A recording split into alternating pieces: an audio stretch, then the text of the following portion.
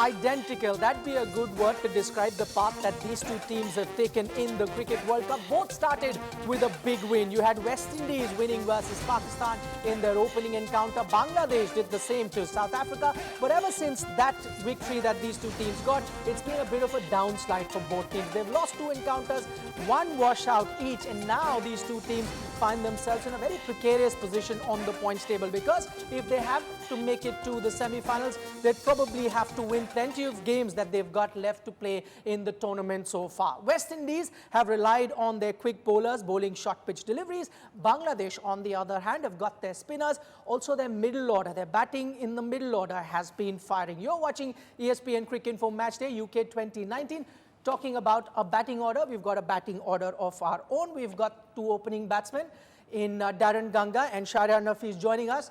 The middle order is, of course, Michael Hussey. Lower middle order with Ajit Agarkar, the man who's got 100 at Lords. And the tail enders joining us will be Melinda Farrell and Jared Kimber, live from outside the stadium in Taunton. But before I get to any one of them, I'll start with the two neutrals on the panel. I usually take predictions at the end, but I'll start with this.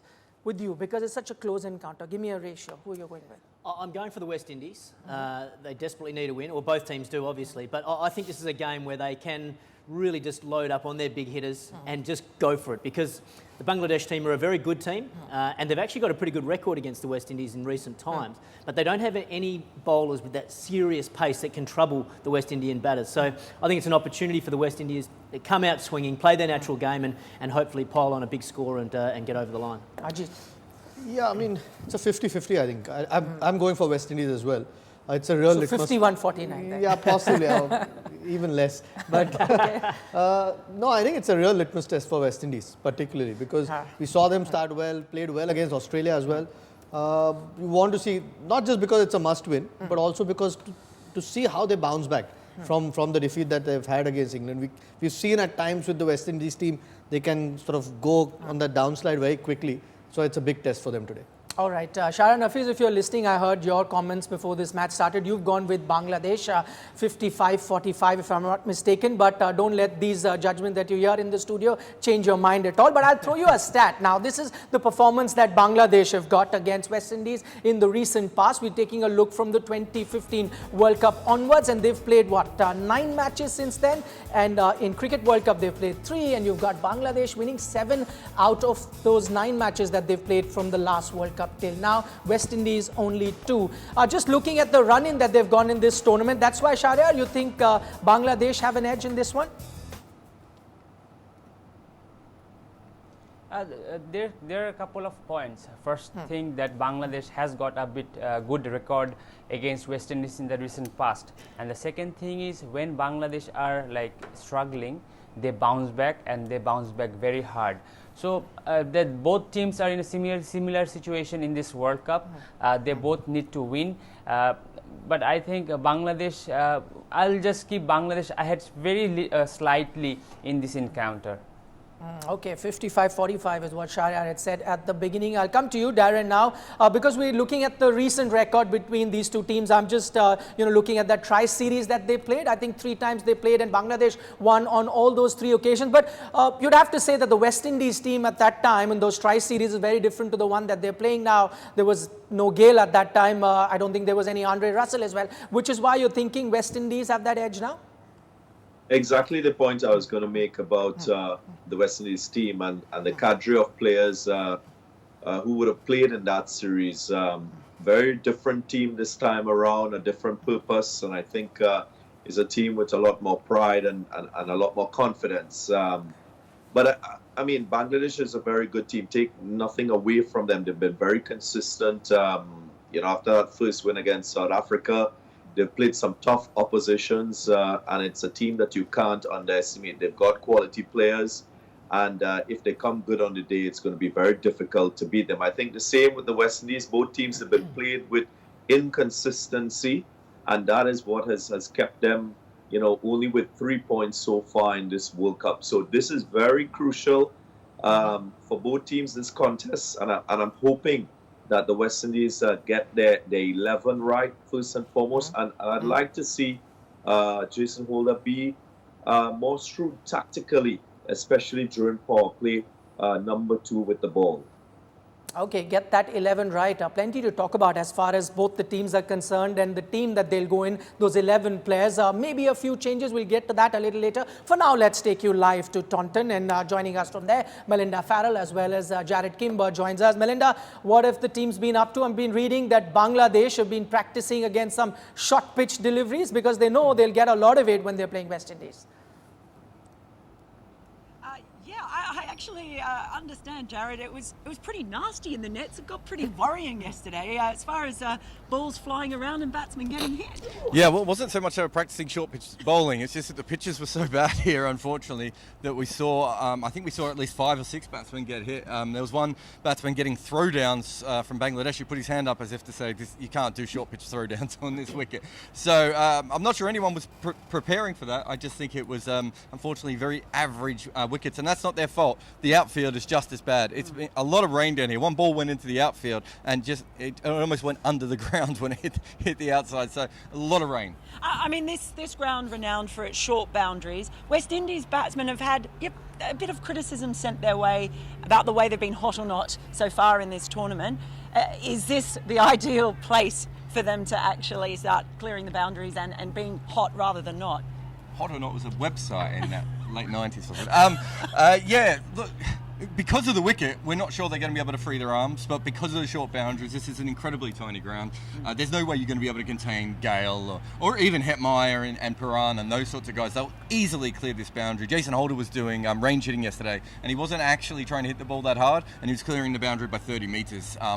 So, the power that they have is incredible. I'm just not sure it's the wicket that's going to help them. But I think if they're at their very best, they're very good at being patient and waiting for the right ball. If they do that here, they should get one ball and over to here for 4 or 6 because the boundaries are so small. So then for Bangladesh, does it become a case of, if it's almost impossible to contain them, is actually just exploiting the conditions as much as they possibly can?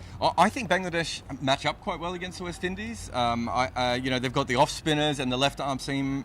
West Indies not traditionally very good against the left arm seam. They've got a lot of left-handers in this team. Darren Bravo may come in as well. So realistically, I think that they're not that far out of it anyway, so I think they should trust their strengths. I heard Mike say that they don't have a lot of quick bowling that'll bother the West Indies, and that is true. They are missing that, but they actually have 2 quality off spinners that I think can, and you only have to look at the records of some of the West Indian players against the ball spinning away from them. So I think they just trust their natural game as well. Yeah, it's really quite an intriguing contest, but what I can say with absolute delight is it's actually quite balmy here today. It's a bit cloudy, but after all the rain we've seen, it's really lovely to have seen a bit of sunshine again this morning. So hopefully that will make for some good atmosphere and lots of Bangladesh supporters here already. All right, thanks so much for that, Melinda and Jared there. Yes, great news there. We've already had 4 washouts in this World Cup. You don't want any more. And this is a very, very lip-smacking sort of an encounter you've got between 2 teams that are very, very evenly poised. Okay, let's now turn our attention to what's happening in the world of social media. We've got Anubhav Jain with that. Thank you so much, Nikhil. Nikhil, you're going to be extremely delighted to know that I have nothing on the weather and nothing on Jimmy Neesham today. So you're very welcome. But it's tough to keep both of them on the sidelines, so I'm pretty sure they'll be back with a bang. All right, let's get going. Up first, we've got Nasser Hussain, who says that he saw Imran Khan make quite a few long tweets about the Pakistan team. Actually, we've got Michael Vaughan first, who says the skipper obviously isn't on Twitter, PM, referring to Imran Khan's long tweets, which fell on deaf ears because Sarfraz Khan and his team, of course, Sarfraz Ahmad, I beg your pardon, and his team didn't quite put in the performance that Imran Khan was looking for. Up next, we've got Nasser Hussain, who says, I saw Imran Khan make quite a few long tweets earlier today about the team, but after that performance, he might have to actually make a few more longer ones, just so that Pakistan can actually improve their showing as the tournament progresses. Next, we've got Vijay Shankar, who says Old Trafford really is the theatre of dreams. After his dream debut, scored an unbeaten 15, picked up 2 crucial wickets and picked up the catch of Mohammad Hafiz.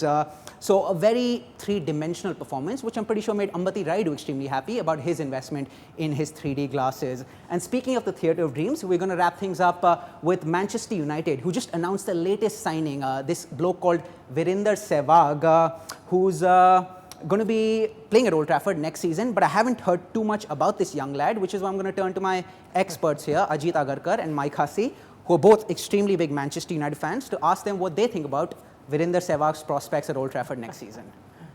Is that what we're going for this summer, Avi? Exactly. And he's going to be donning jersey number 319, second signing after James Rees. I was hoping, I don't want to say, hopefully he's not on the pitch for United. I think he'd be a pretty good striker though, wouldn't he? I'm sure he'd be able to score plenty. So get him in there, I reckon.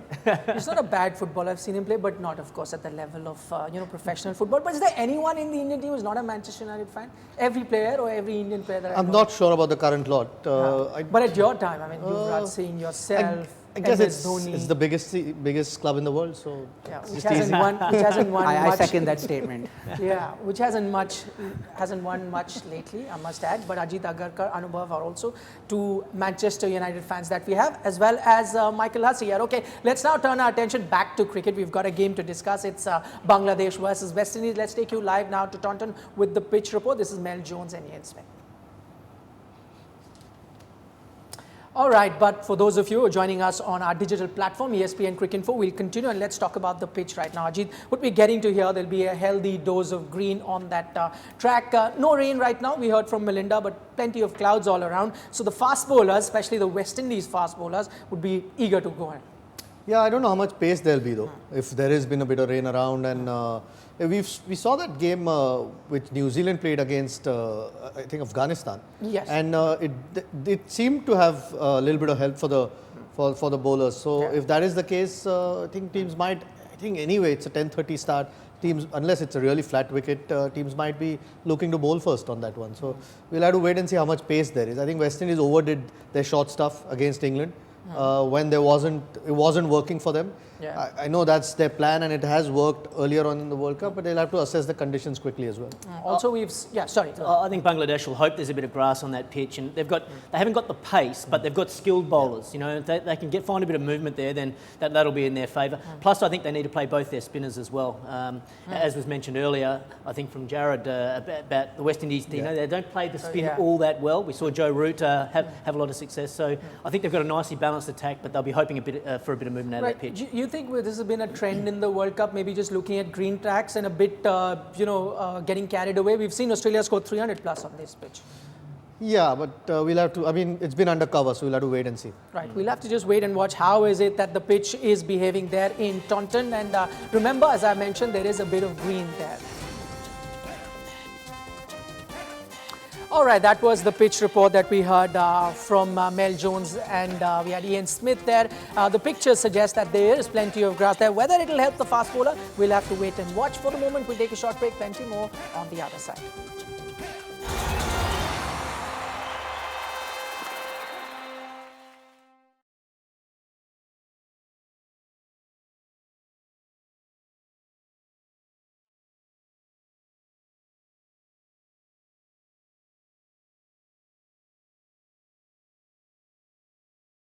Player that kept you awake? Oh, certainly it would be Dennis Lilly, Australia. Lara or Tendulkar? Who would you pick in your team? Well, my sentiments would certainly go with Brian Lara because he's a West Indian. But when you look and see what Sachin Tendulkar would have achieved, certainly he would be the guy. Which trophy would you have liked to have won from another sport? For sure, golfing major. Present-day batsman you'd love to have in your side if you were captaining, and why? Well, certainly Virat Kohli, because I love his tenaciousness, I love his competitiveness, and certainly anyone would want to have him. And the way he bats, anyone would want to have him in their team. A cricket memory which tingles your spine even today. A cricket memory, after winning the very first World Cup in 1975, with the West Indies cricket team, and then achieving that in 1979. And we all know what happened in 1983. If you could eat one food for the rest of your life, what would it be? I love my fish. Fish, I think, gives me the energy and also the protein that you would certainly need. I'd be happy with that. Which teammate did you never like to share a room with? I would say Joel Garner, because sometimes the room is too small for Joel Garner, and there are times he can be an obstacle in your way when you're in the room itself. If you could have one superpower, what would it be? I would like to be Spider-Man, the modern-day Spider-Man, a guy who can spring from building to building and sometimes not getting hurt. Your favorite ground outside West Indies you love playing in? Lords. That has always been the mecca of cricket, in my opinion. A song that is currently stuck in your head? Every time it's got to be about Bob Marley. One love, one heart, let's get together and feel all right.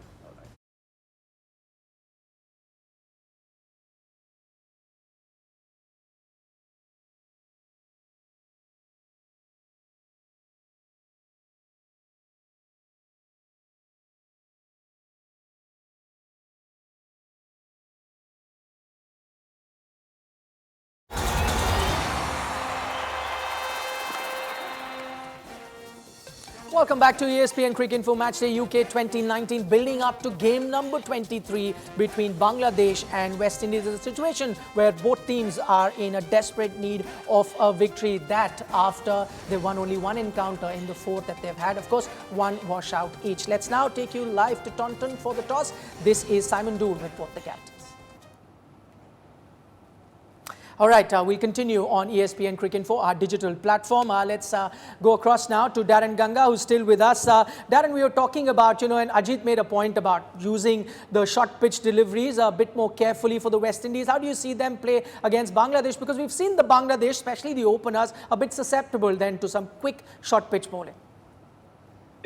I think it's important for the West Indies to also take into consideration the conditions.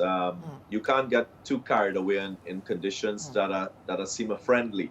And when conditions are seamer friendly, I think you need to adjust your length and probably get a little bit fuller, be a little more controlled and selective in how you use your short delivery, because most teams now have prepared for the short stuff when coming up against the West Indies after what they saw they did against Pakistan and the likes of Australia. So they will be better prepared for the short stuff. So you can't revert automatically to that strategy.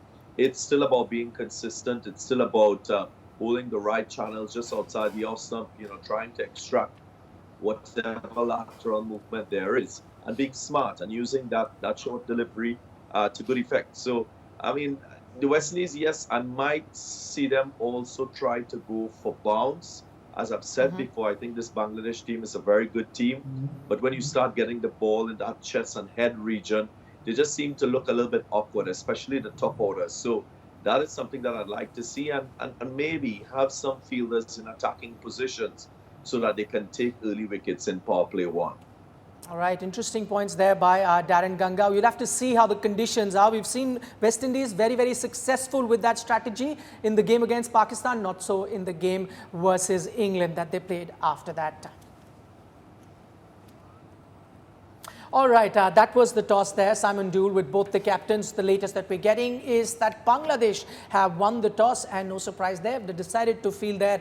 Michael, you wanted to know about the condition. That gives you an indication. It might just be helping the fast bowlers. Yeah, it's probably the smart thing to do. You're not exactly sure how the pitch is going to play. From all reports, it looks like there's a bit of grass on there, so it might just do a little bit with the new ball. Yeah. Plus, I think because it's a small ground, it can be hard to defend later in the day if the pitch sort of flattens out. So, it's probably a good toss to win, but you still need to do the basics well and turn up and play your best game. You spoke about, West Indies being judicious about how they use the short pitch bowling. Bangladesh, for one, wouldn't have liked the, likes of Shannon Gabriel if he's playing, or Keema Roach bowling those short pitch right at the start when there's a bit of juice in the beginning. So best is you bowl and then bat better when the conditions are on. I mean, they're going to have to face them at some stage. But I think I agree. It's a good toss for them to win because it will help their seamers. They don't have anyone out and out who bowls a different length. They all try to either seam or swing the ball. And from all accounts, I think Mashraf said there are a few patches on the pitch which may do a little bit, which good toss to win. I think it will put West Indies under a little bit of pressure, particularly if they're going to go hard at the bowling and if the ball does move around.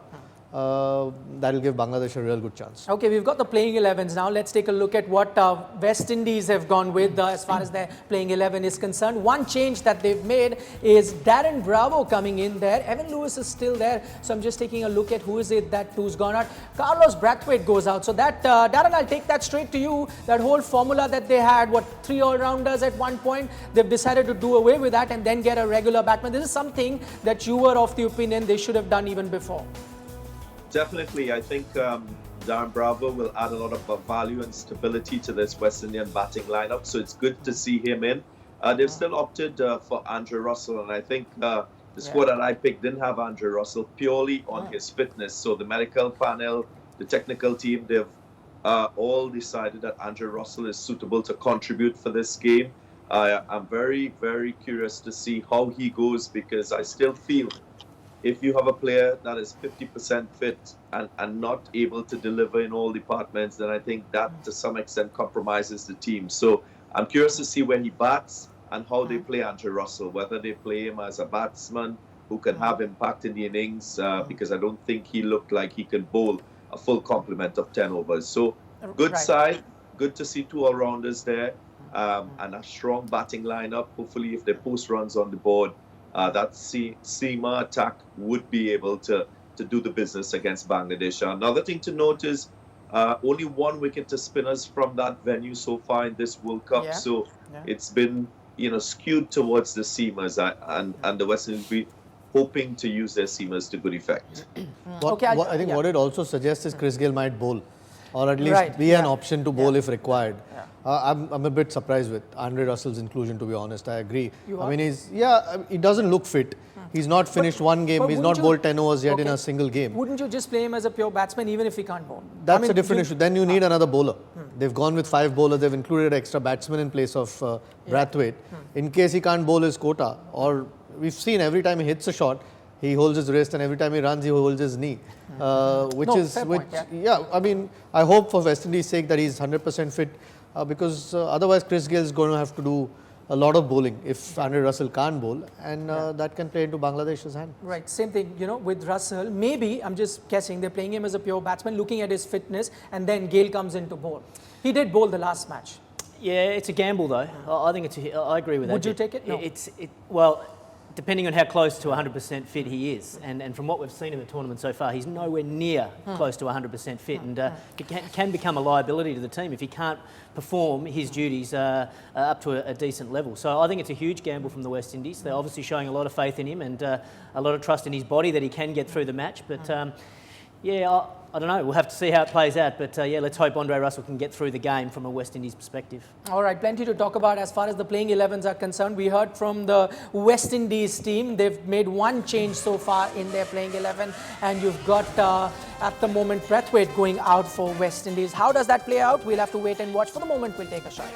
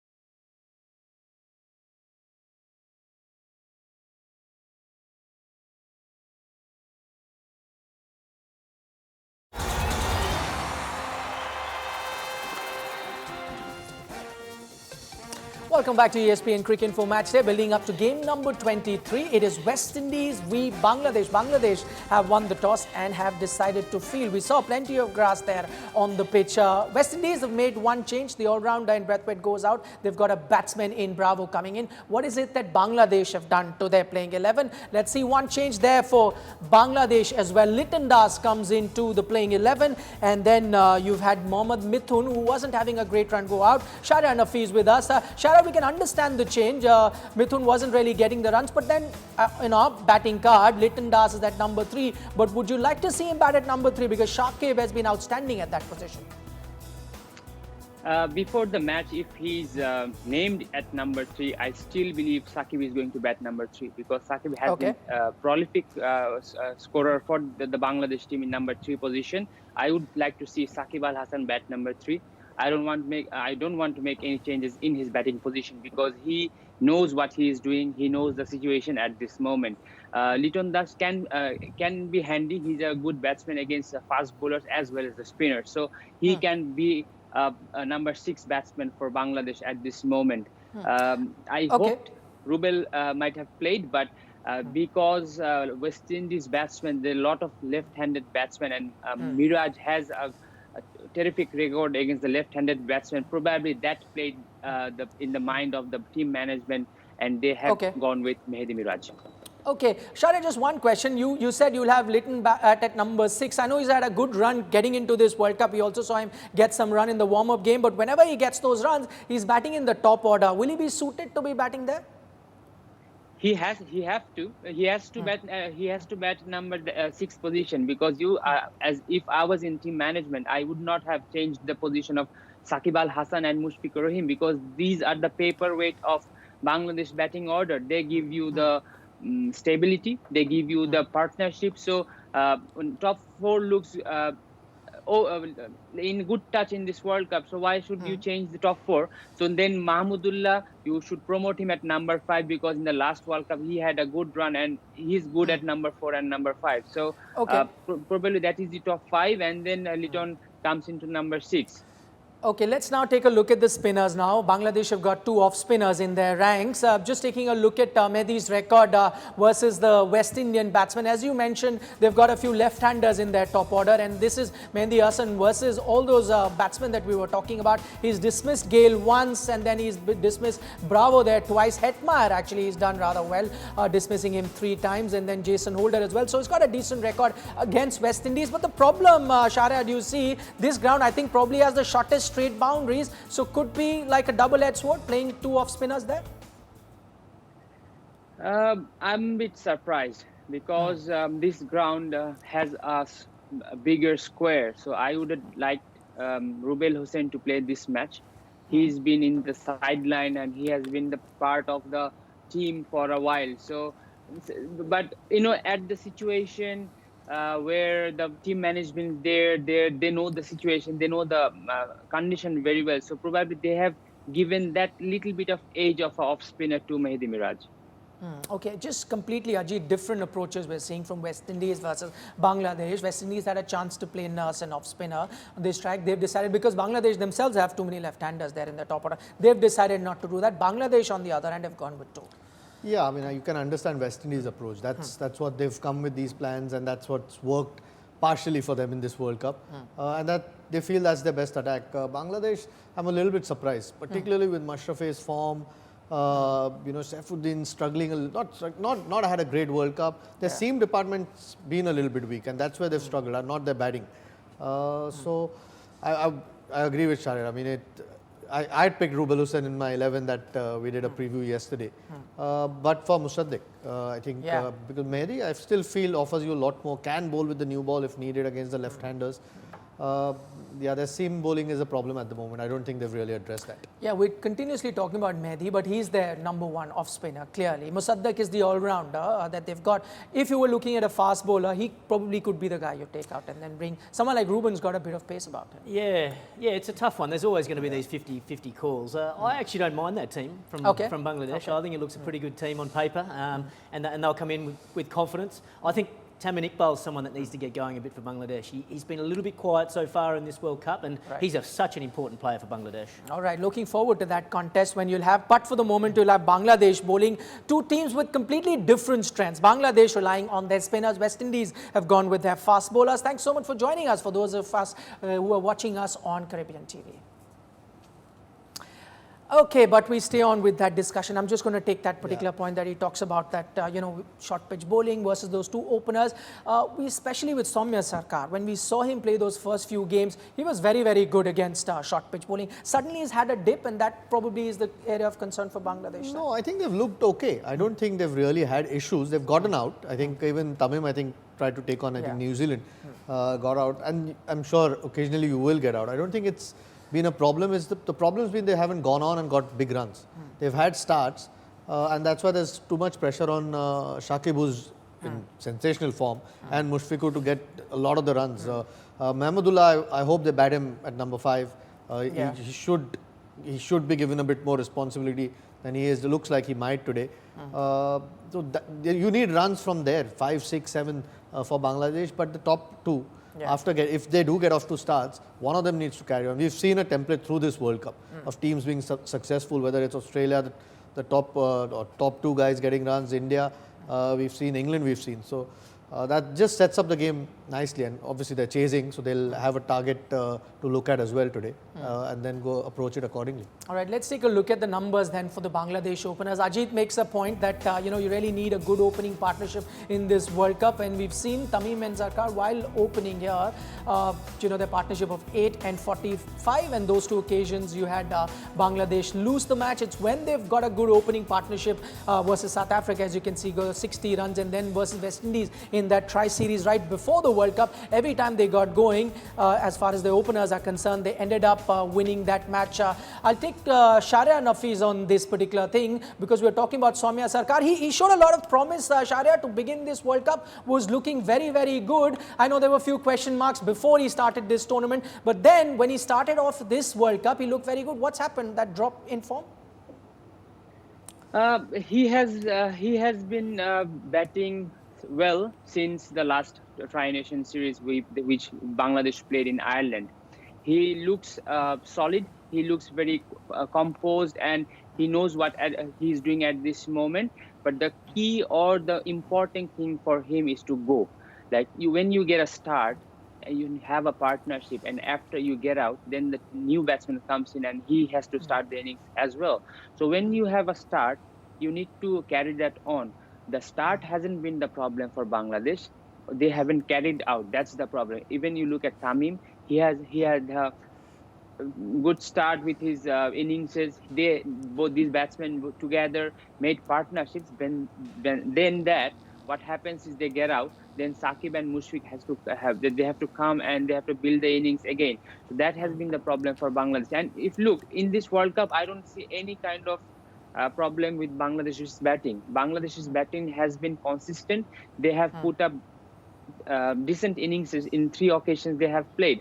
The problem lies with the bowling lineup at this moment, and I'm a believer of playing 6 to 7 batsmen, not more than that. Like if you're playing 8 batsmen, you're not going to make big innings, and you're not going to win the matches. So play 6 batsmen, give them the responsibility, and they put up a score, and then it's time for the batsmen the bowlers to defend the innings. And if the bowlers are not doing the job, the Bangladesh is going nowhere. Okay, Sharia, because you're talking about the batting and saying there's not much of a problem there, Mashrafe Murtaza talking about, just the Bangladesh batsmen not assessing the pitch really well. He came out very candid in that press conference talking about that game that they played in Oval, where I think they were looking at 300 plus, and they ended up with less than 250, and that is what was the problem. So it's not really the form with the Bangladesh batsmen, but just the conditions that they're assessing or trying to get a much larger score than they should on a particular track. I'm afraid I'll differ with Mashraf in this point. Bangladesh's batting has been consistent, and they have at this moment, last 3 matches, they are the bunch of guys who have kept Bangladesh alive in this World Cup. Okay, let's now take a look at West Indies batting, and especially their openers, because we'll have them come out bat very, very soon. And you've got Evan Lewis. He's been a bit of a problem area for them, and this is West India's opening batsman dismissal in overs 1 to 10 in ODIs. And if you take a look at that percentage there, 60% for Evan Lewis. Just as I mentioned, he's not been in great form here. Would you then, Darren, if you're still with us, would you then be tempted, maybe Shai Hope then to open with Chris Gayle? Is that an option West Indies can consider? It is an option, but I think in the circumstances, it's not an option that will be used. Shai Hope has the versatility to bat number 1, 2, or 3, and I think him batting at number 3 will be more stabilizing for this West Indian side. Evan Lewis, yes, needs to appreciate and respect the conditions a little bit more, and that's why, I've said I wanted to see this batting lineup. I wanted to see the approach, because if you look at what has transpired in this World Cup from a batting point of view, all the players who've gone on to score hundreds, they've laid really good foundations to their innings at the start. They've been watchful.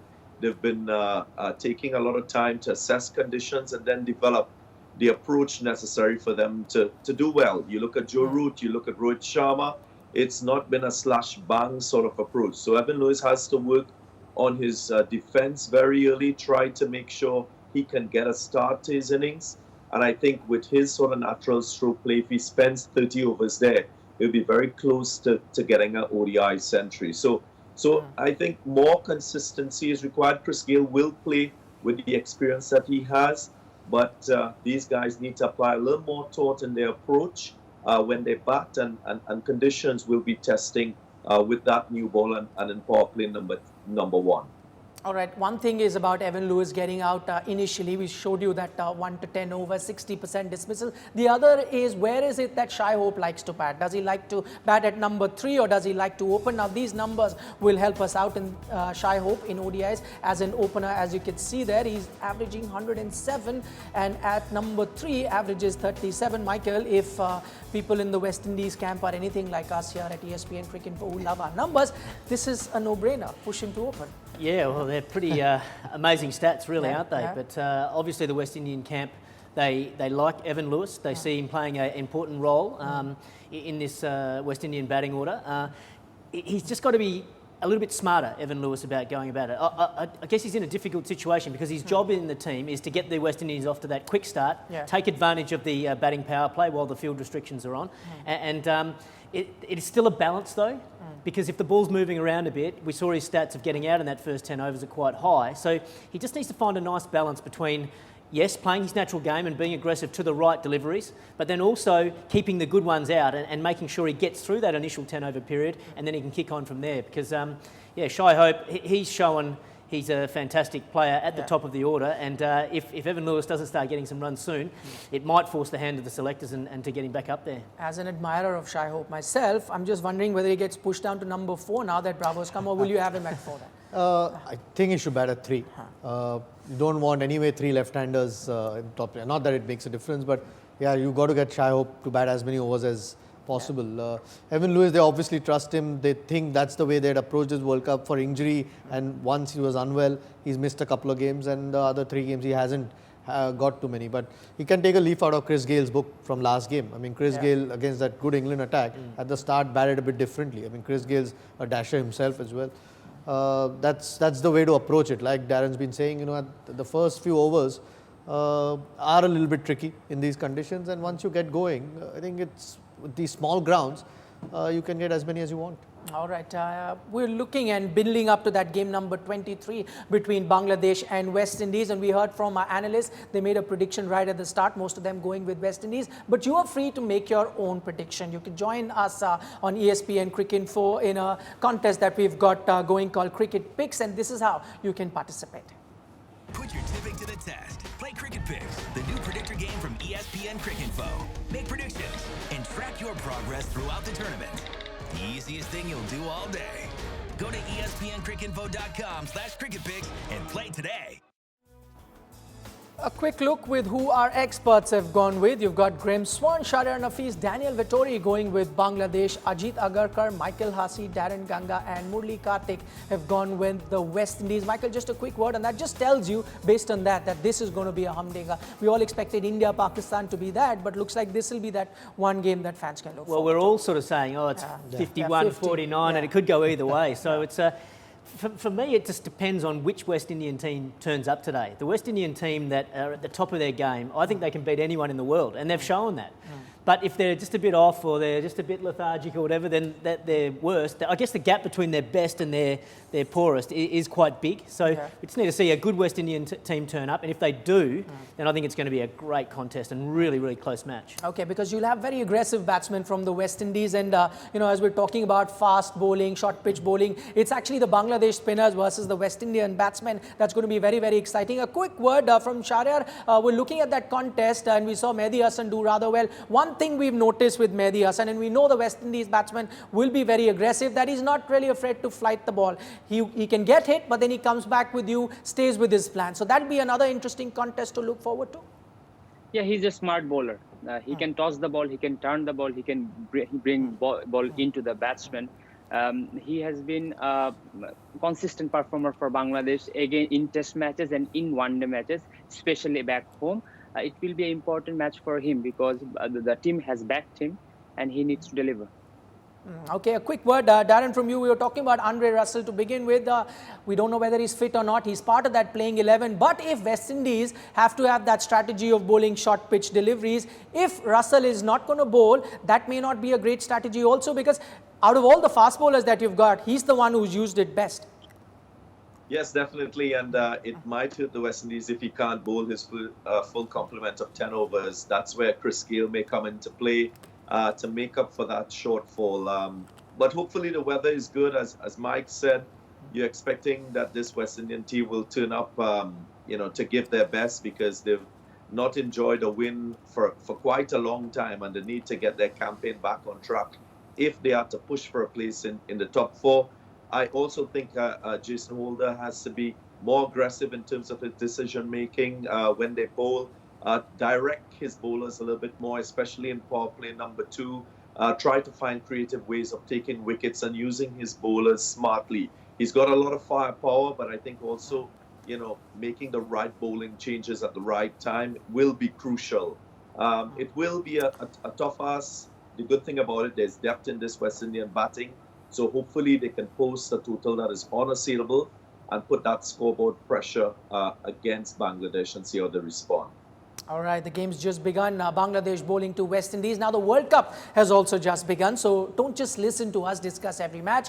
Get your friends together and hash it out. No, not here. Invite your friends on Hotstar, watch and play, discuss, voice your opinions and trash talk with your friends. It's like your own social circle, purely for cricket with watch and play. No friend is too far. All right, that's all the time that we have. It's an exciting game to look forward to. West Indies taking on Bangladesh. We'll now catch you at the end of the 50 overs of the West Indies innings. Thanks so much for joining us.